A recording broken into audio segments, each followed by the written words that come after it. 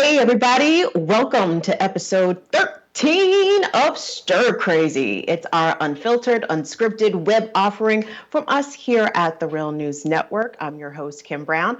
Coming up this hour, we have a great discussion for you, including, in case you didn't see it yesterday, Donald Trump said it with his whole chest that I am the head dictator in charge. We're going to have that for you, plus analyze how we have arrived at Dictator Donald. Also, if you thought things were bad now, just think we are going to be in some deep shit if something happens to our food supply, and there's evidence that that's already beginning to occur. Plus, we're going to get into what's happening behind bars, how prisoners are just being subjected to just the worst conditions imaginable, not being able to guard against coronavirus infection. Our own Eddie Conway from Rattling the Bars, he's going to stop in and have a chat with us about that. But we always want to hear from you. So if you have a comment, question, concern, criticism, you want to say what's up, throw us up the fist in the comments, you can do so right in the comments section. And now it's time to bring in our wonderful, wonderful panel. Today we are joined with Brandon Soderberg. He is a journalist and an author. He's got a forthcoming book coming out. Hopefully he'll tell us about that. Also our own executive producer at The Real News, Lisa Snowden-McCray, and Leandro Lagera. He is McCray. Why do I keep... I'm so sorry, Lisa. It's Lisa Snowden-McCray. I am determined to free you from that slave name, girl. I don't know what it is.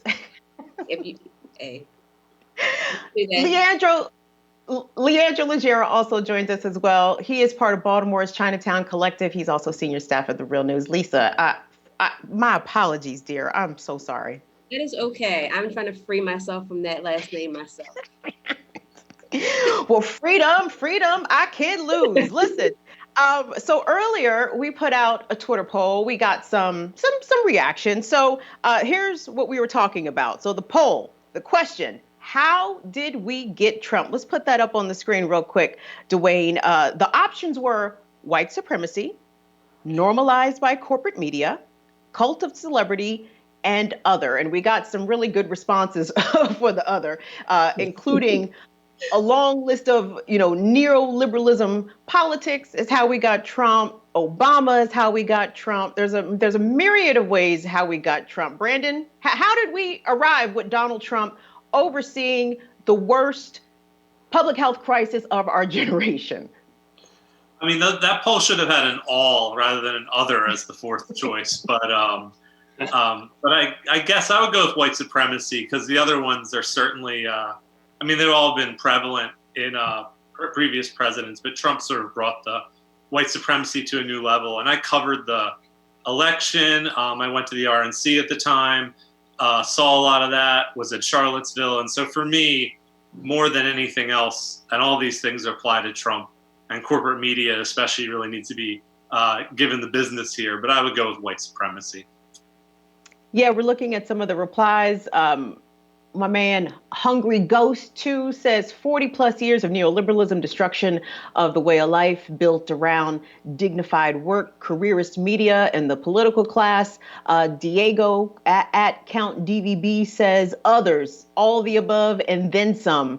Another reply says NAFTA brought us Trump. Lisa, how did we get dumbass Donald as our president? Definitely, I think white supremacy is the root of all of this. Like, I saw yesterday that there was a picture that was tweeted out or sent out about all these people that Donald Trump has put on this task force that's supposed to get us out of here. And it was just like these inadequate, terrible white people like Ivanka Trump, or I don't know, his daughter, the one, and the daughter's husband, and a bunch of other like inadequate people. And like, this country that's what it's based on. And they'll always choose inadequate whiteness over talented anything else. And it's always guided what we've done. But it just got super loud when Donald Trump got elected or ran for office, because, we just had a black guy messing up the White House, and you couldn't have that. So, yeah. Leandro, should we have put more options for people to choose from? Because it seems as though it's multiple choice. There's more than one right answer. I think I agree with Lisa and Brandon. I would just add a little bit about white supremacy / patriarchy. I mean, I think we're always flummoxed by the fact that so many white women voted for Donald Trump, with all the evidence of his sexual assault history and such like that. But that is evidence that the white patriarchy is, loud and strong, and that goes hand in hand with white supremacy. I don't think you needed more options. You probably only needed one. And the simplest explanation is the most evident explanation. So the reason why we're trying to figure out what are we doing here with Donald Trump in the year of our Lord 2020 is because Trump showed off, and granted, he shows off daily in one way or another, but he really kind of showed his ass yesterday at the White House coronavirus task force update. Let's have a look at that.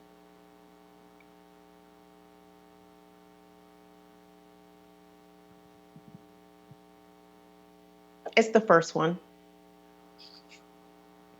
Our technical director, Dwayne, working hard. Here we go.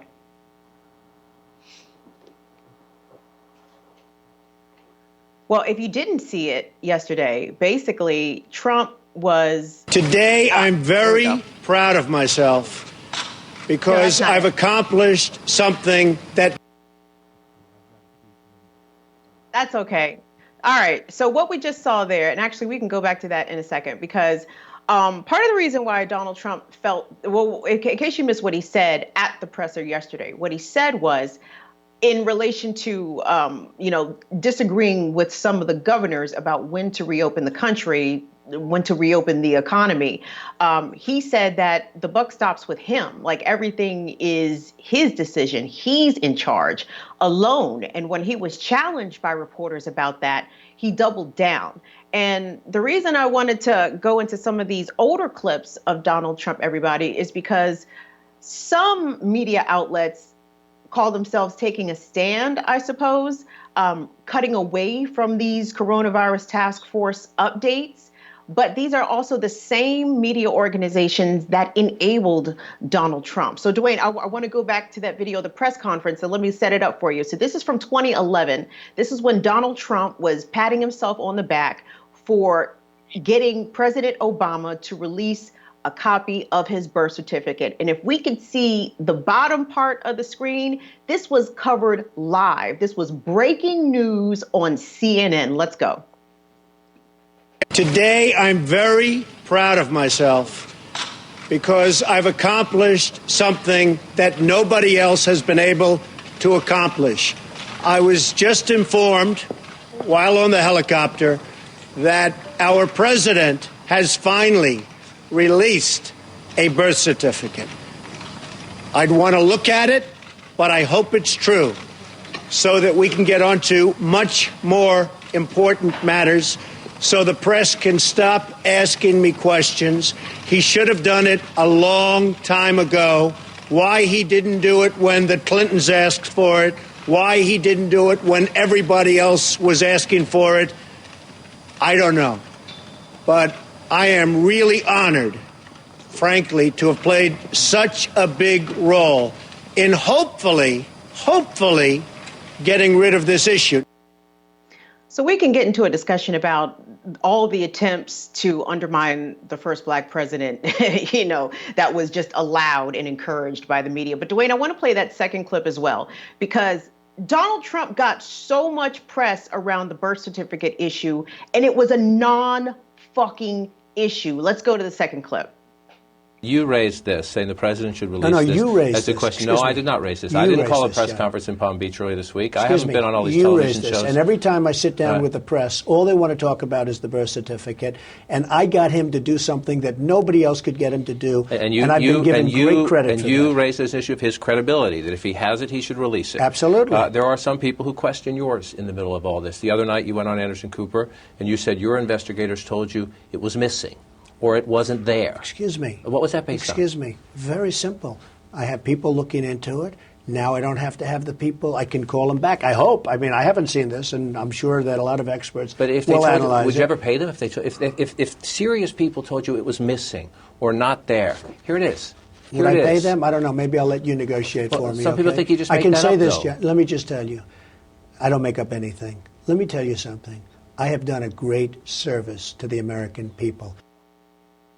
And see, just watching these clips really pissed me off because John King, CNN's John King, he's trying to play tough with Trump. Yeah, I'm going to get him. I'm going to ask him the hard questions. I'm going to say it to him in a rough voice. But it's like, why the fuck are you even entertaining this jackoff in the first place? Thank you. And this is how we got Donald Trump, because they normalized him. All of his rhetoric, his insanity, his nonsensical bullshit, they sat him down and gave him serious attention and gave him a platform. And that's how we got here. Brandon, what do you think?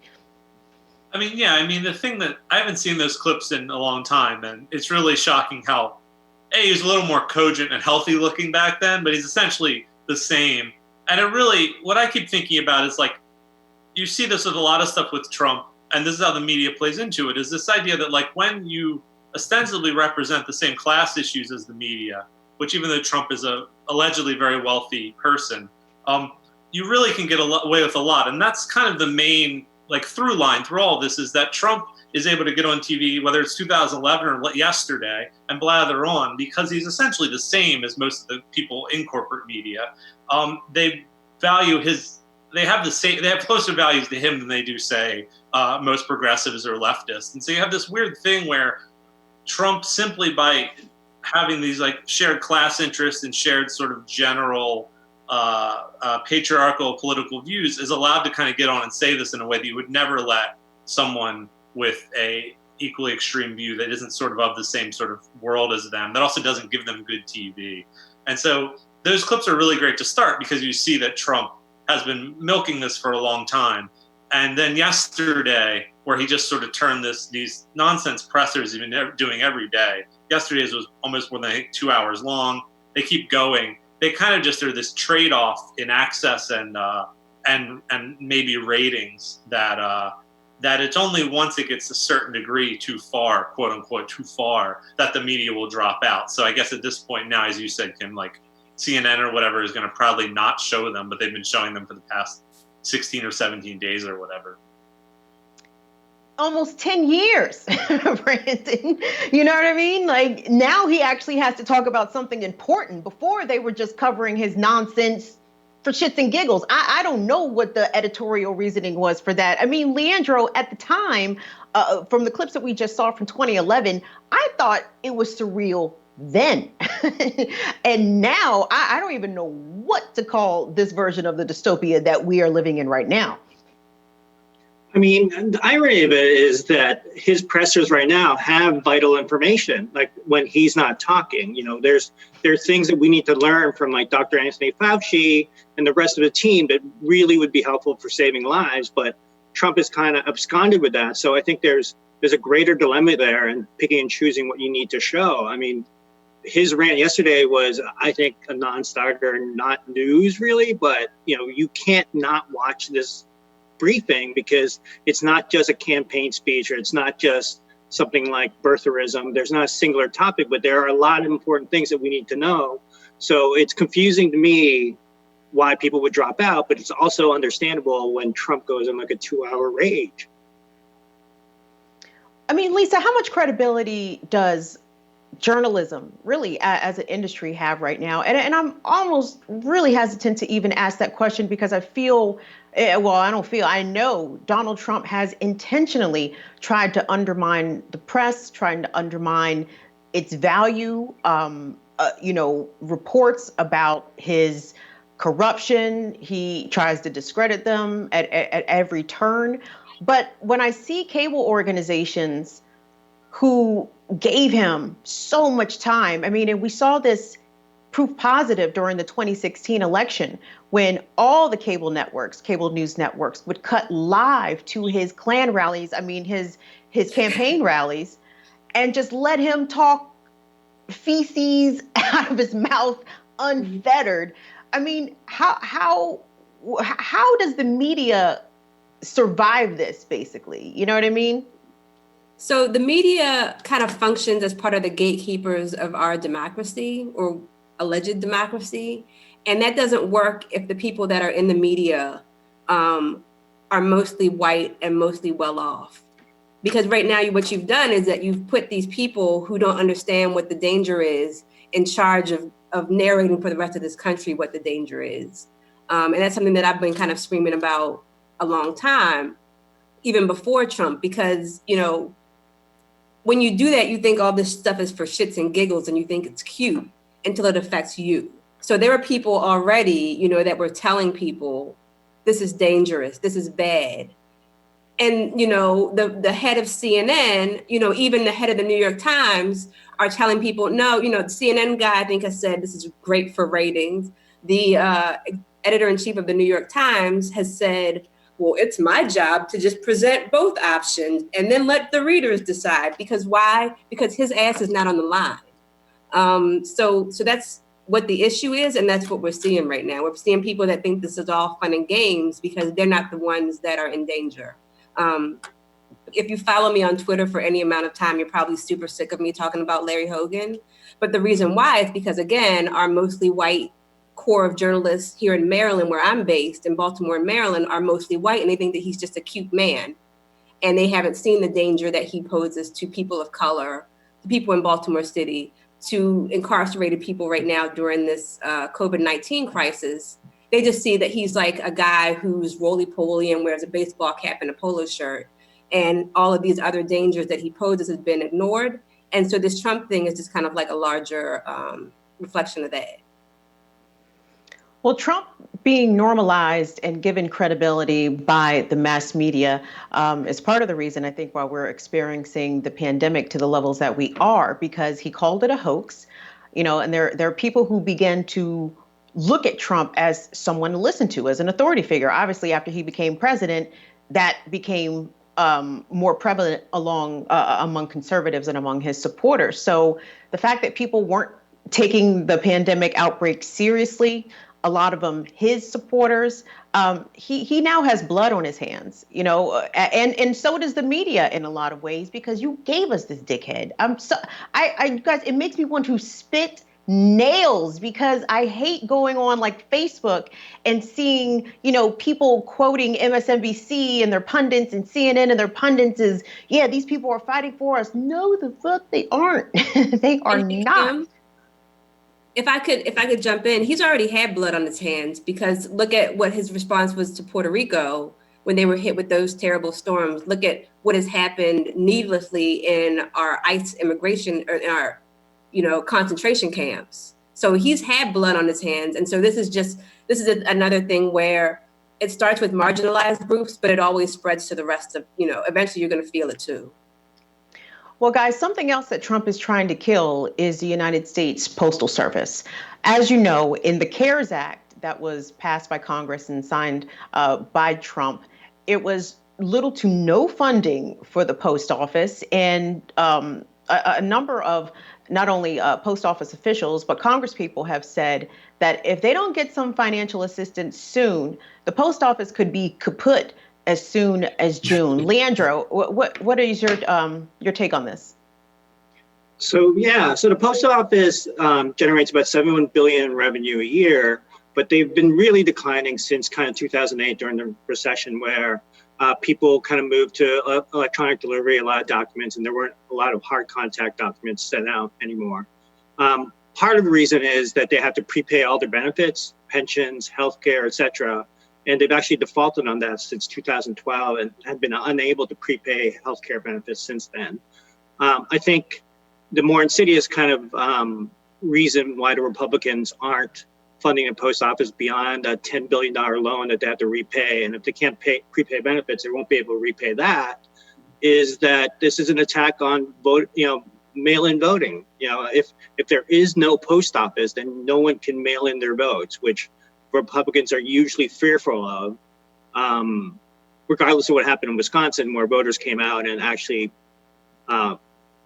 exercised their right and elected a liberal Supreme Court judge for the state. But if you get rid of mail-in voting, then there's a good chance that voter turnout will be lower, and the Republicans have a better chance to win. So it feels like that's what the attack on the U.S. Post Office is, and it's an easy kind of nut to attack since it's been bleeding money for almost over a decade now. So the post office is 245 years old. It is in the Constitution. I think it's the only federal agency that is enshrined in the Constitution. And Brandon, when I think about the post office and the service that it provides to so many, I think it was Sherilyn Ifill on Twitter from the NAACP's Legal Defense Fund. She said, you can put a 55-cent stamp on a letter, but if FedEx takes over all postal deliveries, yeah, good luck paying 55 cents to send anything. Yeah, I mean, that's where this kind of gets bigger than Trump and even ties to this media thing, because the conversation has become the post office isn't profitable, which was never supposed to be profitable. It's the fucking post office. It's a mail out. That's what it does. And so you have this thing where, in a way, it loops back to some of these things where, like, I mean, it's about privatization because, and this is something that plenty of liberals will argue too, and it's where liberals and Trump sort of, racist fascism bump into each other, in which you suddenly start to have this thing, well, the post office isn't, profitable. We need to find other options. Those options are always privatization. And so I think that it's also one of these things where for a very long time, it's where these sort of liberal and neoliberal policies intersect with Trump's sort of neo-fascist policies. And we want to rely on FedEx or these other private industries that can then charge us a lot more to ship things. And they have no consideration for people who don't even have access to that as easily. And that's kind of the other thing here, kind of relates to like the beginning polling question about white supremacy. The thing I always think about or try to think about as a white person is that the thing, and smarter people have said it better, but this idea that with white supremacy, you will sacrifice a great deal of white people and white privilege as long as it helps maintain white supremacy. And so that's another thing with something like the post office, like the New York Times or whatever for a very long time has been babbling on about middle America flyover states who rely heavily on the post office. And also voted for Trump, will be really negatively affected by that. But Trump's kind of willing to throw those people off a cliff to privatize the post office and create more sort of election fraud and voter disenfranchisement. The post office employs 600,000 people.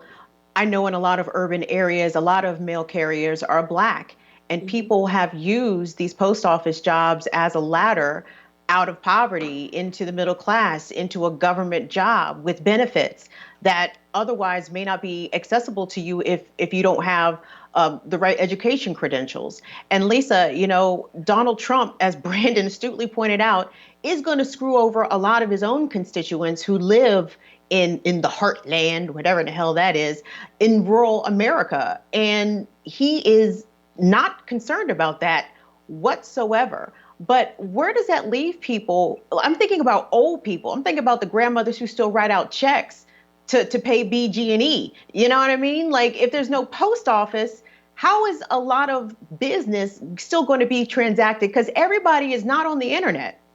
Yeah. I mean, do you think that these people care? Like, they don't. You think Donald Trump has ever written a check in his whole entire life? No. So that's kind of how white supremacy seems to work, or especially like, to fold in what Leandro was talking about, patriarchy, is like, I just have the ideas and other people figure it out. So yeah, they don't care. But I thought I remember when I think about the post office is like my Uncle Kevin, for as long as I remember, I'll be 40 in October, like my whole life, my Uncle Kevin has left Thanksgiving and Christmas early because he has to go to sleep and then wake up at like 2 a.m. or whatever and go to the post office. And he was able to, finance a house, put my cousins through school. Like, there are so few jobs I'm so glad that Brandon touched on that, because there are so many jobs, so few jobs where people can get that kind of employment and be able to actually have a sustainable family and a sustainable life. And that's, if we allow that to happen, that's just such a blow to so many communities and so many families. And so it's really sad that somebody who has never, like I said, ever even written a check or thought about how do I put my kids through school or get a mortgage from a house is able to have this kind of sway, or, it's just. But here's the hypocrisy, though. Trump has voted by mail. But that doesn't apply to you. What are you talking about? Trump votes by mail himself. You're regular. He's special. whatever he does, and his wife, who is an immigrant, but is not applicable to his rhetoric about how immigrants are bad and things like that. Like, that doesn't apply to you. That's him. He's special. He's a king, so he can do whatever he wants. That's how that works. You didn't know? I hate him with the fire of 1,000 suns, girl. I mean, some of the things I feel about Trump, I cannot say aloud because they are not nice. But guys, I want us to move along in the conversation because there's so much happening in connection to the coronavirus pandemic, the response to it, the lack of response to it, and nothing has shown that more plainly than we are witnessing happening in our jails and prisons, with the pandemic spreading like wildfire really behind bars, and governors not using their influence to let people out is really costing people lives. And our own Eddie Conway has been following this very closely on his show, Rattling the Bars. He had the opportunity to speak with Professor Priscilla Wald. She teaches English at Duke University, and here's what she had to say. Personally, I want to start with education at every level. And I think I'm hoping that coming out of this crisis, people will begin to be aware of what is broken in our system. And I do think the media has been covering some of that. I have read a fair amount of, and heard a fair amount about the problems in the prisons. And of course, we need more. But that at least is getting out there. And I hope that following this crisis, people who have been forced really to pay attention to the news, we're all in our houses, how else are we going to know what's going on, will begin to see that, as I said, things are broken in our system, like why do we not have universal access to healthcare? Why is that not a priority? It absolutely needs to be. The prison system is absolutely something that desperately needs fixing. Maybe this will be the opportunity for people to be broadly, a broad population, to be receptive to hearing stories about how the prison is broken. Well, joining us now live from Baltimore is the Real News' Eddie Conway. He hosts the show Rattling the Bars, which airs right here on the Real News. Eddie, thank you so much for being here on Stir Crazy. Well, thanks for having me. So, Eddie, I know there's so many stories happening regarding prisons and the efforts trying to be made to get people out in order to save lives. But now the prisoners are fighting back, and rightfully so. There was a riot happening at a prison in Kansas, and I know that you talked about it on your program. Can you tell us about it, please? Yes, that was in Lansing. Prisoners are left with very little choice. In most cases, they are in dormitories, although that viewing we just watched showed that they're in cells on tiers, but the majority of prisoners are held in large rooms, 100 or so prisoners. Beds are 2 feet apart. In some cases, there's double bunks. That means there's someone sleeping on top of you. And so social distance, it's impossible. In order to go eat, that's impossible. You have to go in long lines to the mess hall. You have to come in contact with people. The unfortunate thing is that in some cases, prisoners are making hand sanitizers, they're making masks, and they're not allowed to use the hand sanitizer. And just recently, because of some outcry, they are now getting to use masks, or they're making their own masks. So prisoners were faced with the option of staying here and dying, or acting out, having an uprising, a rebellion, to get attention. They have been going on hunger strikes across the country, from one end of the country to the other. And people are paying attention to them, but they're not winning a lot of sympathy because the government and the media is still silent. about what needs to be done or what can be done. There's some focus on at-risk over 60-year-old people with compromised respiratory systems. So there's some trickles out of New York and out of California and out of other places. But the vast majority, 2.3 million prisoners, are being locked down and forced in a predicament where they'll be contaminated because guards are constantly going home. They're going into the community, they're coming back. If they're contagious, you're locked in your cell or you're locked in your dormitory. They come by, they're gonna count you. They're within all the time, within 6 feet of space from you. So it's almost like and we were discussing this today, it's almost like the German concentration camps, the environment there. There's a lot of people at risk. The really tragic is that 75 or 76% of the prison population are people of color, black and brown bodies, and they are jammed up on top of each other, similar to what it looked like when they brought people over on slave ships. So prisoners now, some of them are escaping and others are riding. Some of them are doing psychodrama in terms of threatening to do mass suicides. And this is out of desperation, but I don't think the population is hearing it. The frontline people, the families, the prison supporters, the friends are out there as best they can because they can't have large gatherings, but they're doing car caravans and so on. But the general population is so panicked about the pandemic that they haven't even considered that they got over 2 million people that's at risk that will, and not only will they take a large hit, they're already taking a large hit in New York, in Chicago, in Detroit. They are epicenters of the pandemic from out the prison and jail systems. Eddie, I think Lisa has a question for you.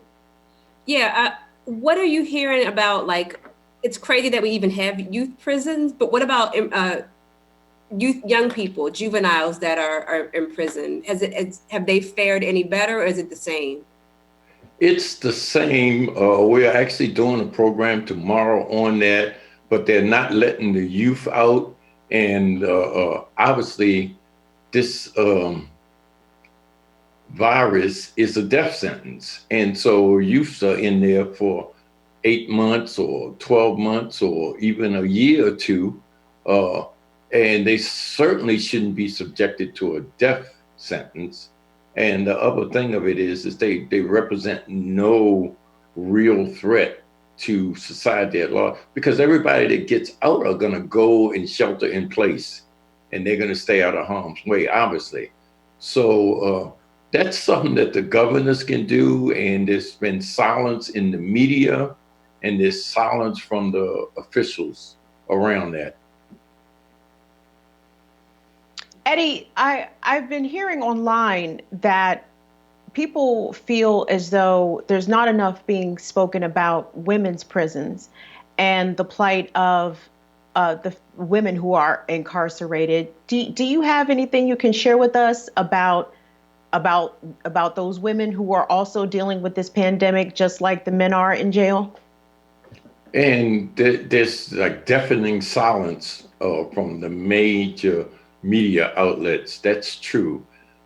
It's also true that whether it's a pandemic or whether it's visitation rights or health rights, women in the prison system gets very little coverage. We cover it at the Rattling the Bars, but it's almost like a forgotten population for whatever reason. Everybody's concerned about what's happening in the male prisons because they might riot or they might protest. And the women's prisons are supposedly more gentle, but the fact of the matter is they're actually worse than the men's prison. And so they're not getting any relief either. You guys have any more questions for Eddie? Because I know we Eddie, you could sit here the whole hour with us and talk to us about this topic, because there's not a shortage of things that need to be said about it. Hey, Oh, yeah. Eddie, has anyone considered kind of an early release program for any prisons? Is there any proposals out there where they're thinking of releasing prisoners early to prevent outbreaks? Well, they have released some prisoners in California. I think 3,000 or so. There's several hundred has been released from New York. So there are prisoners being released in Chicago and so on. But it's in most cases, it's people that has 60 days or less, or it's cases where people are so old and so infirm that they definitely would probably die. So there's a slow rollout of this policy in various states. But the fact of the matter is there's really silence on the major prison populations, because they are basically saying, we're protecting the public safety. Well, the truth of the matter is that they're jeopardizing 2 million people. Hey, Eddie. Yeah.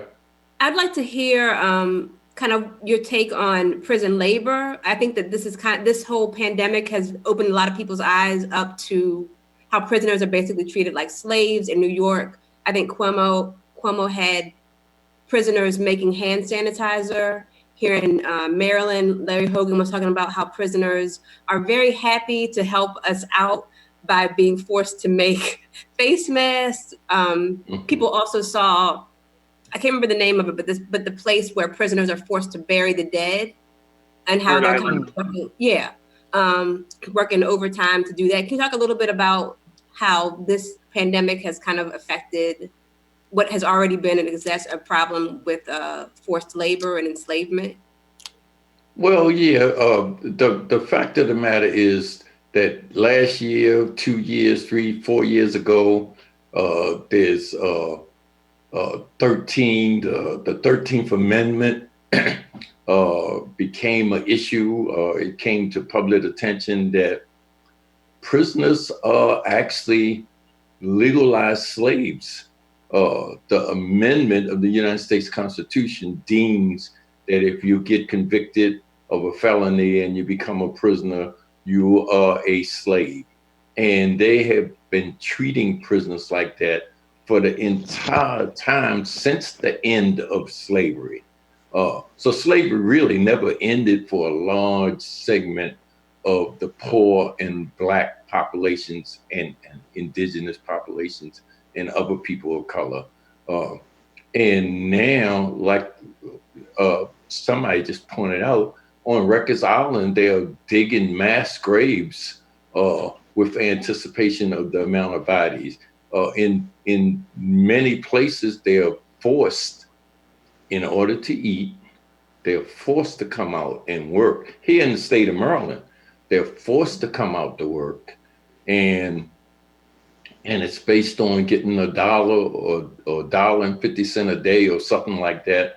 And they're at risk. They're building and making things that the state buys and then sell exorbitant prices to industries.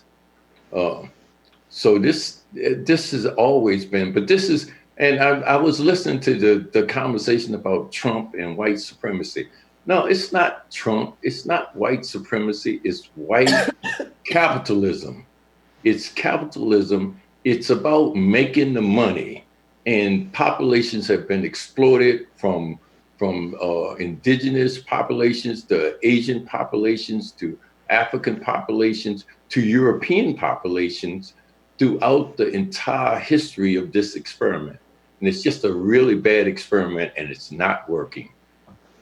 Eddie, we have a question from the comments in YouTube. People are asking if you could name any organizations or groups that are helping people who are incarcerated right now, or people who are coming out right now, especially those who are still locked up. I mean, are there groups trying to get them soap? I mean, are there any places that you can direct people who want to help out with resources? Yeah, I would suggest that people go online, they look at RAP. That's it's based out of New York, but it's across the country. It's for aging populations, prison populations. They have a support system in place. I would look at the Jericho site. There's support systems in place there. In California, it's All of Us or None. So if you go on the internet and you put in every place in New Jersey, there's ICE organizations that's looking at the detention center, ICE New Jersey, say for instance. So all across the country, any location you're in, you just go on your internet and put in prison support groups, and you will come up. There's thousands of them. All right. Well, Eddie, we want to thank you a lot for taking the time to speak with us and giving us your very valuable insight. We've been speaking with Eddie Conway. He is host of Rattling the Bars. I know we just put a link to Rattling the Bars in the comments. So if you haven't checked out Rattling the Bars, it is a very insightful program that we offer here at The Real News. And Eddie is amazing as host and producer. So Eddie, thanks again for being here. Okay. Thanks for having me. All right. All right, gang. Well, do y'all want some more uplifting, happy news?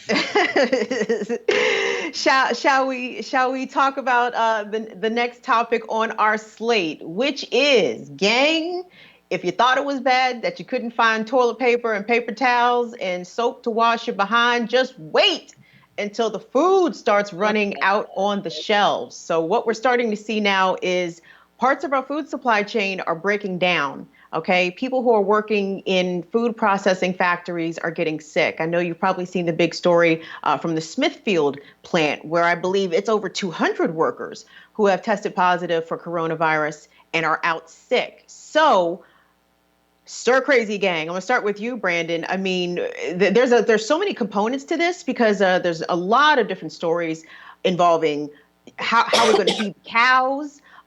To what's happening with all the food that is spoiling because restaurants aren't making the same types of orders that they were. So farmers and butchers and everybody has all this food piling up. But in the meantime, we're seeing lines stretching for miles for Americans who are hungry, food insecure, who are going to these food banks, which are also running dry of food. I mean, this is a clusterfuck of epic proportions, Brandon Soderberg, that could be right in our face sooner than we expected it to be. Yeah, I mean, maybe to build on how it relates to what Eddie said, which is a great sort of refocus of, yes, capitalism is at the top of this. And I mean, this is a great example of that because it's because we have these, like there's I think a Times article that discussed all the excess food that's being thrown out, can't be sold. Why that isn't being given out is because of capitalism. We have to sell these things. And I always just think of the amount of sort of, anti-Venezuela propaganda and anti-socialist propaganda that is shown everywhere of these other countries where there's supposedly bread lines. I mean, I spent my whole life arguing with my father about socialism and him comparing like options and, you don't want to be in a country that are options where you starve. And we're seeing that and have seen it in this country for a long time, but it's so much more stark now. And that's because this is also profit motivated, and the lack of restaurants being open means food is being wasted rather than given away, because this country cannot just give things to people, whether it's food or healthcare. Hey, that's a good point, because you know why? You know who never hesitates to talk shit about socialist and communist countries and their food lines? America. And guess what? We have never given up capitalism for a single day. And yet we are looking at the same things that we always like to wag our finger at other countries who don't have our same style of economy for, putting their citizens through. I mean, Leandro, as Brandon pointed out, I mean, they are throwing food away. That is insanity. Yeah, I mean, I think I read in that same article Brandon was referencing, they throw away about 5% of all milk a day, which is about 3.7 million gallons a day they just waste because they just they can't sell it. They potentially can't get it to people. It's more than just, Brandon's absolutely correct that the whole system's been rigged to be able to sell this food, and it can't turn on a dime to be able to give it away. A lot of the food banks have limited capacity to store things. A lot of times the plants aren't made to create portions or volumes that would suit retailers or food banks and the such. So I have a friend who's a restaurateur in DC, and she runs a restaurant, and her quote is that, this is she calls her restaurant a baby child. And she said, all of a sudden what's happened is, okay, this was your baby child, but now it's an armadillo, figure it out. And this is the same problem with our food distributors. The one thing that was crazy to me is that our cows and our pigs and our chickens all depend on feed to get feed to get fed, and then they grow up and they don't die of starvation. But part of the feed is also a byproduct of producing ethanol, and people are driving less, people aren't buying gas as much, so there isn't as much ethanol being produced, and therefore there's not enough feed being produced for our cows and pigs and our meat products. And besides the fact that there aren't enough workers to kind of work meat packing plants, and that's where you can see the strain of the system, coming down the pike in the next couple of months. Lisa, capitalism is determined to kill us really by any means necessary. We have a glut of food available, and yet people still starve, and people are waiting in line in their cars for miles. The pictures that we saw coming out of Pittsburgh, coming out of California, people lined up the night before in order to get a free box of food. And yet we have places where tons of food is literally being wasted. This seems antithetical to trying to keep people alive during this time. Yeah, the thing that I always think about, like what was already a problem that this only exacerbated? And actually, one thing that I'd like to hear Leandro's take on is, we were already wasting an ungodly amount of food. One of the things that I've read about is the idea of ugly food, and food that wasn't, that was perfectly fine and edible, but just wasn't pretty enough to go on the grocery store, shelves, or, in the bins that we sell cucumbers or tomatoes. And so we were already doing terrible things, and it just seems like this is worse now. Leandro, what's your take on that? It seems like for a while we were already kind of wasting food.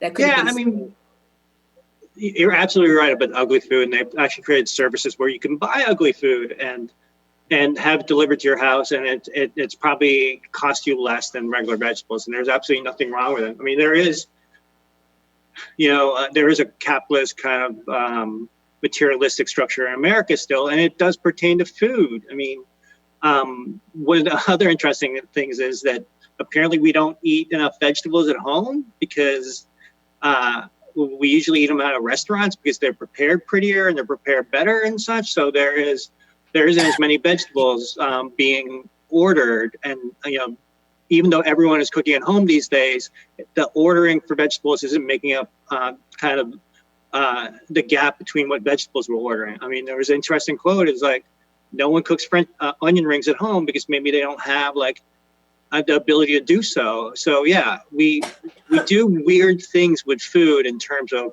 the way it looks, the way it feels, the way it tastes. We're very picky, I guess, as a country, and a lot of it is very materialistic, if that makes sense. So we end up wasting food just because we don't think it's pretty. Yeah, those are those first world problems, right? That are just the tackiest things that people are, quick to poo-poo or put their nose up at. Brandon, I'm gonna give you the last word on this topic because, when it became apparent that we were in full-on pandemic shelter-in-place mode, the store shelves cleared out of paper products, toilet paper, paper towels, and we see how people act up during the holidays over PlayStations. What is gonna happen when it is apparent to everyone that food may be in short supply? I think people are going to show their whole ass. I mean, I don't know what's going to happen, but I mean, I think that you'll see the same sort of restrictions enforced on the poorest people that need the most. They need the food the most will be the most policed or the most disenfranchised by it. And I can't help but think, and I feel like these are incredibly obvious points here, but like the thing that I end up stomping around in my apartment, like all of us can't go anywhere angry about, is that we have this country of very wealthy people that we don't tax, that we celebrate, that we follow on Twitter because allegedly they have great ideas and they don't get taxed because their ideas are great and they help us in all these other ways. And then you're seeing the most obvious would be Jeff Bezos, who owns Amazon, which owns Whole Foods, and that there's no sort of no one like him is stepping up or figuring it out, or all these sort of thought leader types and all their billions of dollars didn't predict this or didn't have a system in place for how you might distribute food quickly if there's an excess of food somewhere and a lot of people need it elsewhere. And so I'm sort of just frustrated by that and the sort of inequity of that and how we haven't really even no one in power is really even asked to look to these people for solutions. And so they don't pay taxes, they don't help us out, and people are starving. They should probably step up a little bit, but they won't. But Brandon, Elon Musk has to come up with a flying car. That's why. Right. That's way important. I mean, yeah, right. And that's and then there are issues like food deserts or something, like how we don't have a system where someone like Jeff Bezos buys Whole Foods that isn't sort of forced to, like, at the bare minimum, like, start to allocate food to places that are food deserts instead of dropping one more Whole Foods in an area that really doesn't need one. It's maddening. But yeah, flying cars will be cool for Elon Musk, I guess. From YouTube, Marika Oglesby has a comment. She says, a lot of how we perceive food is because we are so far out of touch for how it's really produced. Leandro, I think you had another point that you wanted to make. Hi, Marika. She runs the Women of the World kind of festival in Baltimore. So she's one of the good guys. But I will tell you, like, when you get to the scarcity of food and then, places like Whole Foods and other supermarkets are running out of food, you can always go to H Mart. They will have plenty of food, because racism. So if you are looking for food, H Mart is always stacked. They're always sanitary, and people aren't visiting it because they're afraid of Asians. So that's a good tip if you're looking for food. I'm not afraid of Asians, Leandro. Then you should go to H Mart. Doug, the anti-Asian discrimination and attacks that Asian people have been enduring are just heartbreaking. Leandro, I want you to come back on so we could talk about that for another day. But guys, I wanted to move on because I saw this story today that made me scratch my head, like, for real? So everyone is starting to hopefully get your $1,200 CARES Act stimulus checks. If you file taxes with the IRS, you have direct deposit, people have started to receive that money. But whoa, this would not be the Trump administration if it wasn't some bullshit tied into it that could help big banks still get money. So apparently the Treasury Department has greenlit this sort of loophole so that if you have a debt, or if you have fees that are past due with your bank, the same bank that is receiving your direct deposit check from the federal government, they can seize your stimulus check to pay debts. I mean, it's a myriad of debts because, like, say, for example, if you're behind on your child support, they will take your stimulus check for that. And if you're behind on your taxes, I need to double check that. But for sure, they said in the Treasury Department, and this is a story that I saw on prospect.org, is written by David Dane. It is quite appalling, gang, because people are counting on these stimulus checks to feed themselves, to pay their rent, to keep the bills, the lights on. And the fact that the Treasury Department is allowing debtors to possibly seize this money that is survival money. It is peak capitalism in the midst of a pandemic, Lisa. I mean, I was blown away when I read this. Yeah, it's disappointing, but not surprising. And it's part of the way that poor people are just kind of always behind the eight ball here. Because if you miss a payment, you should definitely be paying your child support. But if you can't, this isn't going to help you. This isn't going to help your kids. And also, as a person who's trying to feed a 10-year-old and a 12-year-old, that $1,200 isn't shit. Like, your kids are home all the time and they're eating like all the time and they're using up all the damn electricity. So like I'm angry, like, you know, Brandon talked about stomping around his apartment. The thing that I stomp around, I'm angry about, is that we even allow that little piecemeal crumb to be what we're giving people. So, I don't know. I can see you, Lisa, in the kitchen looking at your kids talking about, how come every time I'm in the kitchen, you in the kitchen? Literally. Brandon, go ahead, hop in. I mean, it's not a surprise again, but there's such a profound misunderstanding of what it means to not have money or to not be poor. And this, and certainly, Trump is to blame, but this is certainly a Biden centrist liberal Democrat issue as well, which is this profound misunderstanding of how poor people operate. And I think you have this vast disconnect between just people can't quite understand how you could really need $1,200 that badly, or how why you would be behind on a payment here or there. I think there's just a massive differentiation between the classes there that really makes it so that the people that we elect, who don't represent our class interests, again, one of the many themes of the day, are really pushing this misunderstanding. And so they see it as when you can't afford something, and when you can't pay something, when you're late on something, that's your fault. And really, all this is the fault of the state for not supporting people. And so when we have these incredibly meager stimulus checks, whatever they are, there's immediately this sense that you need to, again, punish the same people. And so we have to maintain this level in which, like, the same people that needed the $1,200 can't get the $1,200 because they owe MasterCard or whatever. And so that's what I keep thinking with this, is I think it almost feels like I want to let politicians off the hook or something, because I think they just profoundly don't understand what it's like to be poor, and how important $1,200 could be, and how it's make or break for millions and millions of people. Guys, I'll tell you a story. And Leandro, I'm going to let you hop in here, but let me say this real quick. So this was 12 or so years ago. I had a job, thankfully. I was working, but I had defaulted on my student loans. And so I was expecting a tax refund. Ooh, I was looking forward to that tax refund. It might have been $1,000 or somewhere in there. And then the federal government snatched my tax refund because I had defaulted on my student loan. Oh my goodness. I was so heartbroken. That is the most crestfallen feeling you can have, when you know that there's money out there with your name on it and someone else snatches it because you missed a couple of payments on a debt, Leandro. I mean, just to know that the money is so close, you can almost touch it, and then just for it to get taken away at this time, during a time of tremendous need. I mean, it's gross, right? I mean, I have a lot of friends in the restaurant industry who, lost their jobs all of a sudden, like one day they had, one day it's gone.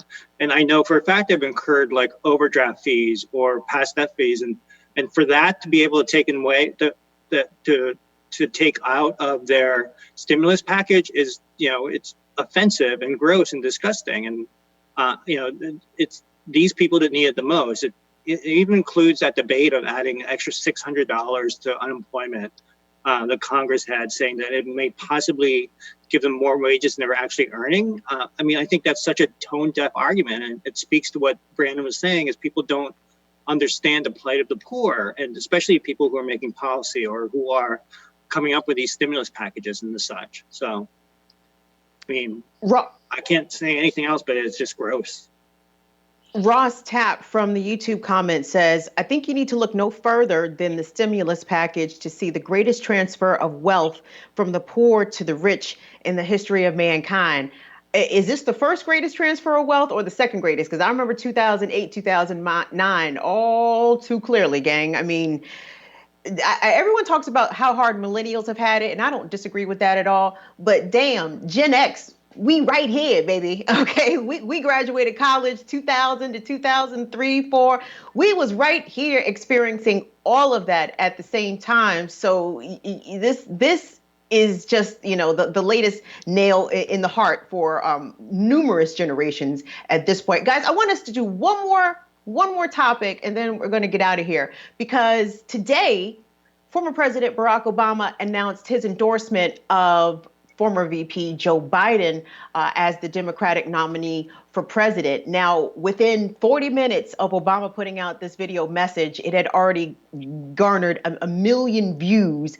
And, you know, panel, I know this was not a surprise to anyone. We know Obama was just waiting in the wings to step up for his homeboy.